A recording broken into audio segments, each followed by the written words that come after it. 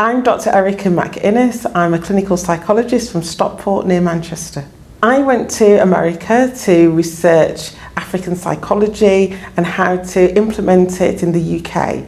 And one of the reasons why I was particularly interested in that is there's overrepresentation of black people within the mental health system, both in America and in the UK and in other countries. So I wanted to find out novel approaches to approaching this issue and to looking at how wellness can be created in the community. Since coming back to the UK, I've had a number of people be interested in what is African psychology. So I've done workshops on introduction to African psychology basics and beyond, being able to spread the word to people. So I've done workshops in Manchester, Birmingham, London.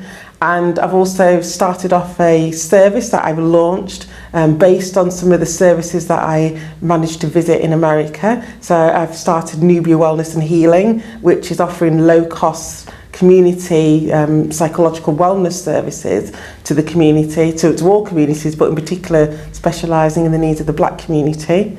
I've started off free community wellness emotional emancipation circles, which is getting healing into the community in terms of groups, and that's an 8-week programme, so I've started that off as well. Yes, I think for me, going and visiting some of the services that actually put into practice African psychology. So one of the services I visited specialised in working with social workers. There was, in America where I visited, there was a lot of burnout and high turnover of social workers, particularly black social workers, who were finding that they were struggling with staying in the profession, being able to look after the wellness of other people and their own wellness. So one of the services I visited specialised in working with healthcare practitioners and providing them individual counselling, therapeutic groups that they could go to, supervision,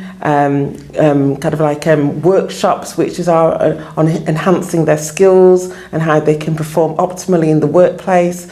And what's happened with the service that I've started off, which operates out of Manchester, is that I'm attracting a lot of healthcare professionals who are coming to me, and because I'm from a healthcare background, I naturally understand some of the challenges that are that you get working in the wellness sector, and some of the tools that we've got can be quite adaptable and sensitive to those issues. So that was a highlight for me, being able to visit that service. When I was in America, I discovered a lot of individual skills that I have that I didn't think that I had.